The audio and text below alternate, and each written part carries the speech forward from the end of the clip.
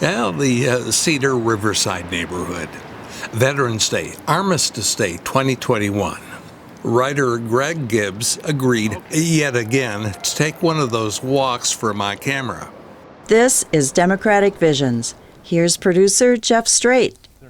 Greg Gibbs walked for Democratic Visions a few years back. I liked Factory Days, his first novel. It's about blue collars in Chicago when their jobs headed south. Most walking shots with authors on TV shows are recorded where they live, say a New England farm, Aspen, or Paris. Gibbs and I, however, made do with a cold November afternoon near the U of M's West Bank. But this program is not about Greg. It's about a bookshop he helps run. It has a direct link to a legacy when political thinkers were rock stars on campus. Mayday Books is a small lefty bunker run mostly by volunteers. In the age of Amazon tablets and texting, its business model remains not making a profit since 1975. $1 is your change. During my visit, I met regular Dave Logsdon and Mayday's key principal, Craig Palmer. So it's a different media world right now, Greg. What about bookstores? Well, bookstores, I mean, you have to have a certain amount of money to come into a bookstore. And you have to want to read something in detail, and you want to be away from a screen. And there's fewer and fewer people that want to do that, of course. A lot of people get all their information out of podcasts or out of just reading articles on the internet. But you're not going to find the depth on any subject unless you go to a bookstore. So I think bookstores have stabilized right now, the number of bookstores. They went way, way down when Amazon was first opened up, and now they've kind of dropped to a level, but they've stabilized. There's a life for bookstores just like there are for LPs. Okay. Do you collect LPs? I certainly do. I have a huge shelf of them. They're becoming more and more valuable as we speak. Okay. And they even put out mint condition LPs now, although they're too expensive for most people. But And Mark Fisher. that's a real good, a lot of people, that's a big seller. We get different kinds of customers. We have students, like, who are around the campus, never been in a left-wing bookstore. They make a circle. They look at all the titles. They never pick anything up. They make a complete 360 and they head out the door. These are people who have never seen a left-wing bookstore. Maybe, didn't want to buy anything, but they don't even pick stuff up and look at the back of it. Then you have people coming from all over the country. And we actually ask people, well, where are you from? And they say, I'm from New York, I'm from L.A., I'm from this country. Even people from other places. And he's buying this for my husband for his birthday. Local leftists come in and they know what they want usually. There's a lot of left groups in Minneapolis, and they come here and they buy a book that they've heard about, or they have a readers group, where they're doing a study group and they're all going to read. Then we have curious people that come in and kind of get fascinated because they've never seen such a thing, because this is a unique bookstore. Who selects the books? I mean, you're not doing market surveys of what the bestsellers are you? Craig works on that. Kristen works on that. People give suggestions and then order it directly from the publisher.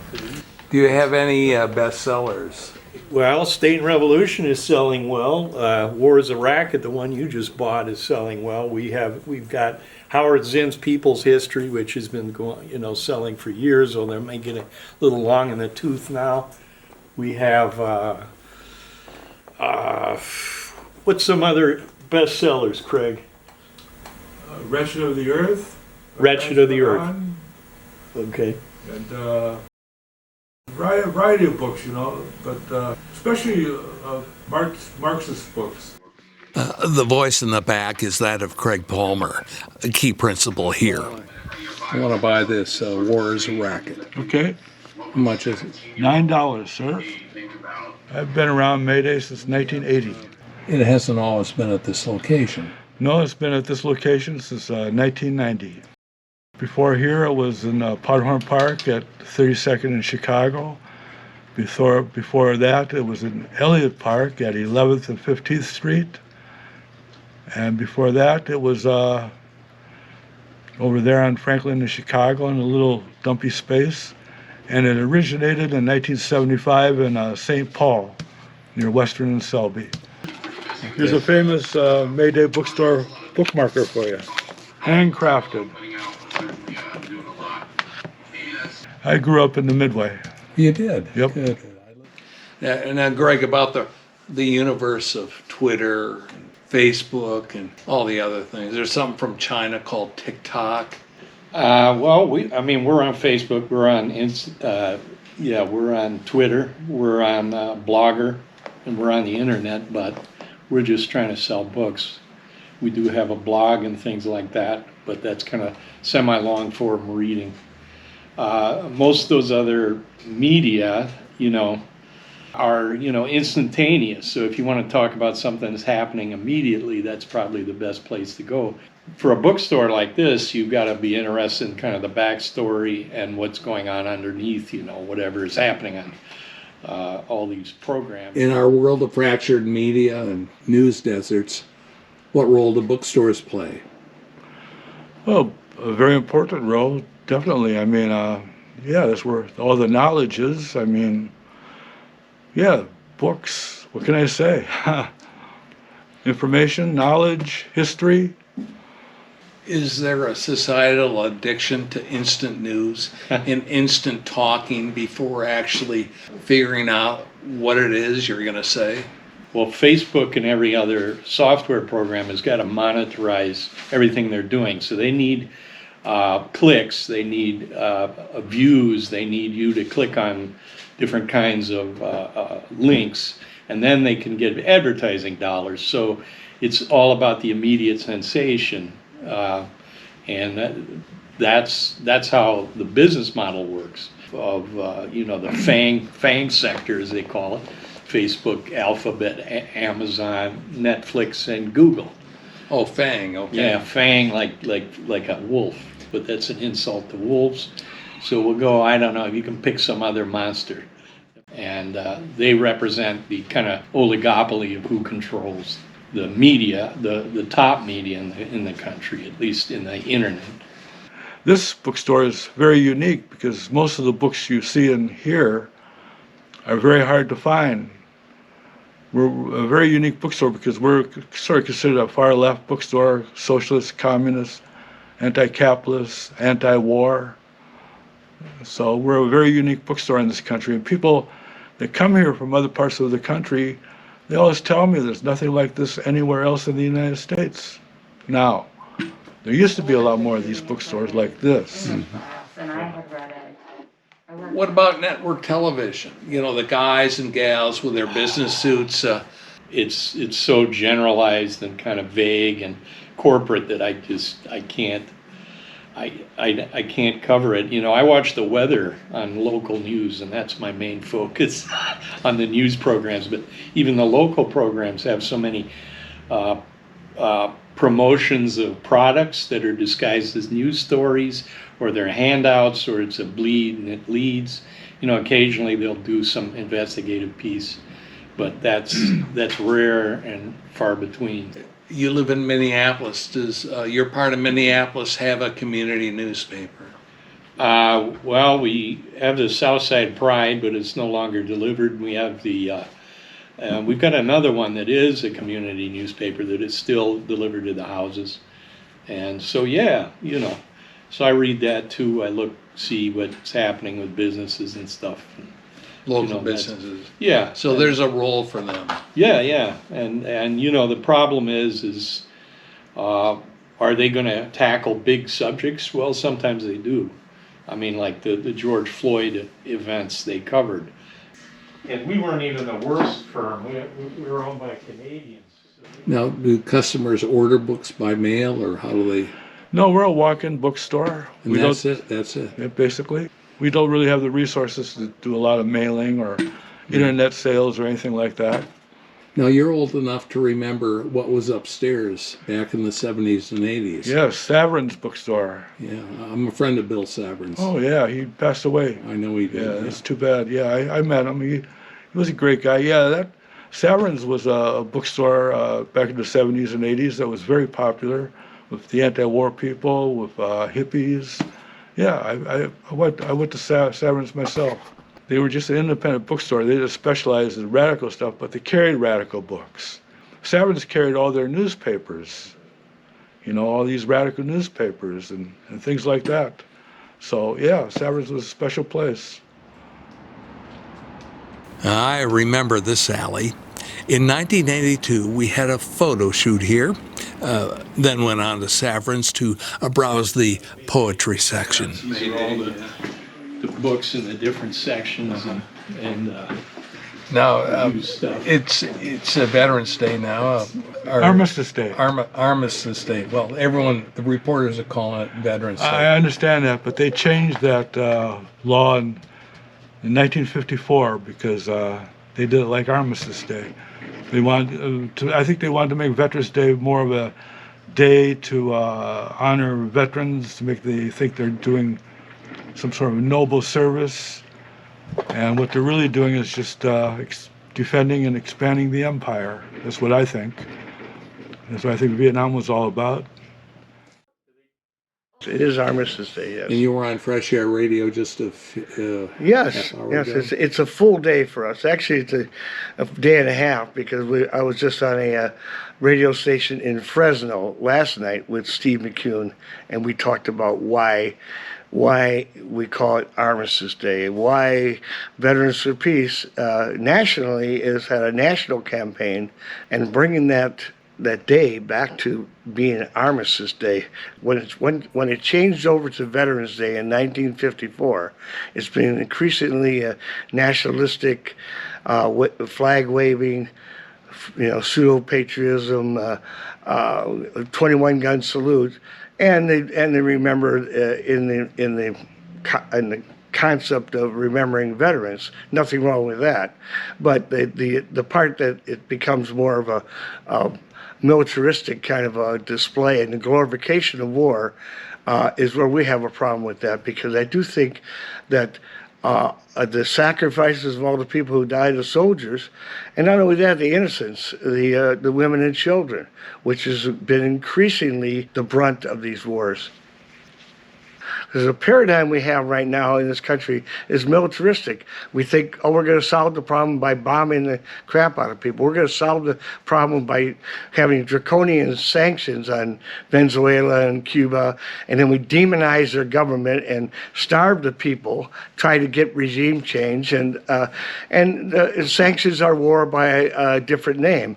Same with the drone warfare. We have drones that are bombing people with Hellfire missiles in remote villages in Pakistan and Afghanistan, and people don't even know who the heck the United States is. These people are people that are living, indigenous people living away from the grid, and they have these Hellfire missiles being fired at them because of intelligence that says that somebody in the village is a terrorist, and these Hellfire missiles are extremely horrific weapons.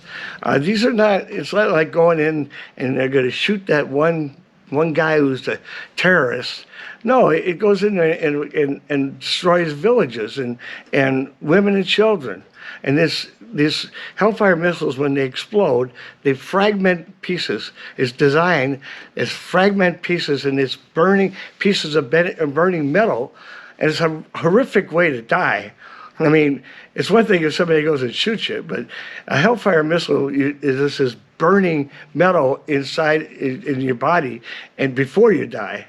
And so we're doing this, and this is an ongoing thing that we do. And even though we have not declared war on this, we don't have a declared war. And the United States increasingly it just gets away with it. Why? Because the American people are not seeing body bags. If you don't see body bags coming back, then they think, well, it's somebody else's problem across the world. But it is our problem. We're paying our taxpayers' money to support this government. This government is doing off a huge percentage of our budget. I mean, it's just this big military-industrial complex is this monster that Eisenhower predicted this back in the 50s. Eisenhower said, a Republican said that he feared the military-industrial complex. And what he feared is that the military-industrial complex is this monster that feeds itself. It feeds on itself. And it's grown to the point where Senator Grassley in Iowa, who's not exactly, last time I checked, a flaming liberal, he threw up his hands when they tried to audit the Pentagon. They tried to audit the defense spending, and they gave up. They gave up. They can't find the receipts. I mean, I worked in the Navy. I worked on our ship's small stores, and I had to account for every goddamn hat, every goddamn glove that I sold to people. I had to have an accounting for that. But yet, if you have a defense contract, you could spend trillions of dollars to defense companies, and the money kind of gets lost in the shuffle where that money goes. And somebody's making a lot of money. And if you have the military-industrial complex, the way it works is defense contractors, people are making a lot of money. They're happy. Military people, they're happy because, hey, if you go to West Point and you're trained to be a soldier and you got all these amazing weapons and toys, you want to use these things and you want to be in a war because then you can practice all that stuff you've had this training for. You didn't become a general because you want to just sit there and shuffle papers and play war games. You want to get out there and combat, right? So they're happy. The military-industrial, the defense contracts, they're extremely happy. Now, you were a veteran? Yes, I joined the Army in October 1967, and I believed all the anti-communist propaganda, and found out the hard way it was all both bullshit. So, And now I'm a slow learner. Okay, good. Are you still in contact with your friends who survived? Not from those days. We're all so spread out, but I'm very involved in veterans politics. I'm a member of Viet Nam Veterans Against the War and Veterans for Peace. And are these national organizations? Yes, they are. And this is a Minnesota chapter? Yes. And what about the politicians? Are they happy? Of course they're happy.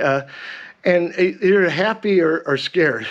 And, and politicians they got a nice cushy thing going, and they got a pension for life and their families are taken care of and a lot of them want to do the right thing oftentimes, but they want to do the right thing to a certain extent, and they don't want to put their butts out there and flying in the wind, being the only one saying, wait a second, do we really need to spend $1 trillion on this new upgraded nuclear arsenal? Maybe we should look at a different perspective here.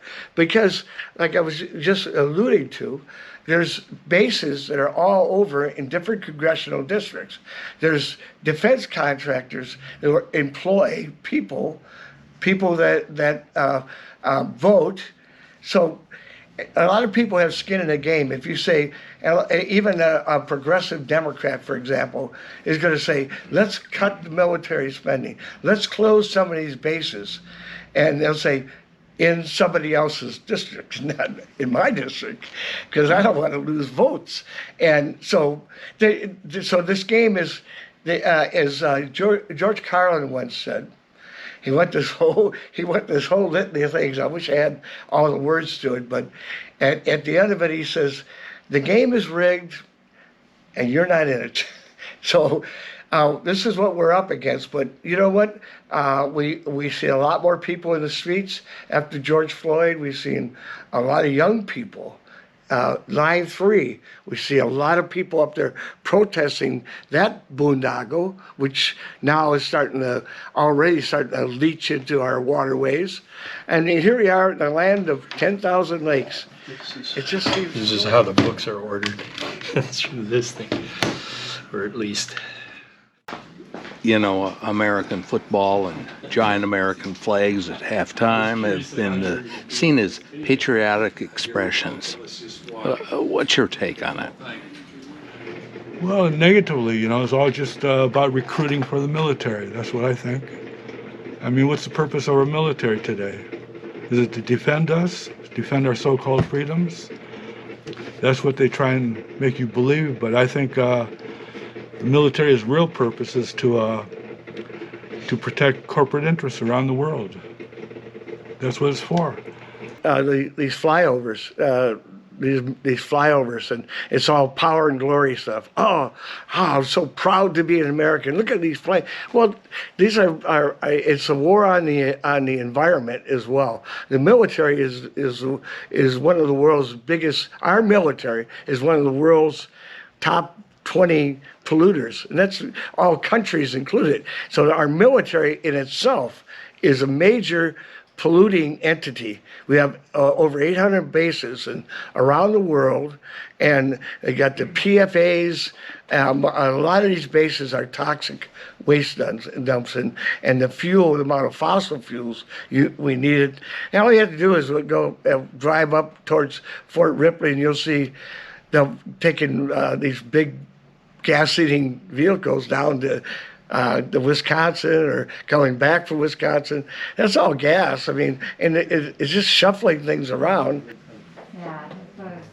The percentage of people now that are serving in the military has shrunk to just a sliver. Nobody's got skin in the game. So the Veterans Day is kind of they go thank people for their service, and they talk about this, and they feel good for one day, and then they can go put the veterans back on the back table, and meanwhile the VA is being undercut, underfunded, and they're outsourcing all kinds of things.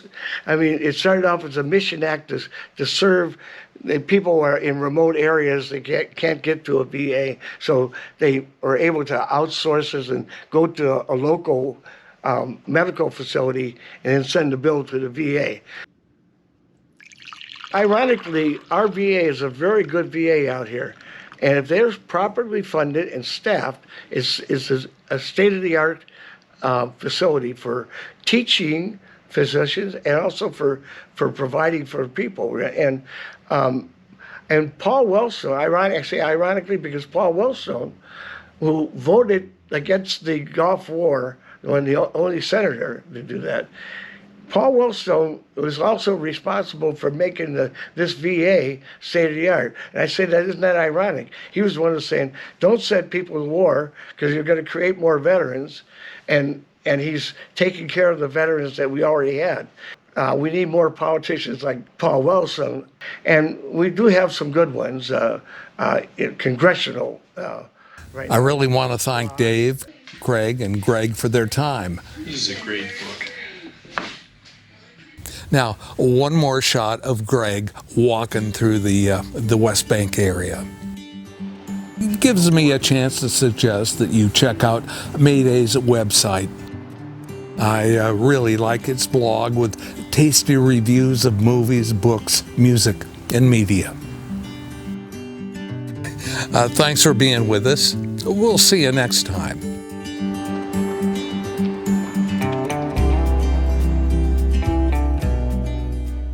Democratic Visions is handcrafted by volunteers from Eden Prairie, Hopkins, Minnetonka, Edina, and Bloomington. Watch us on select cable systems and on our YouTube channel. This is Carol Sundstrom.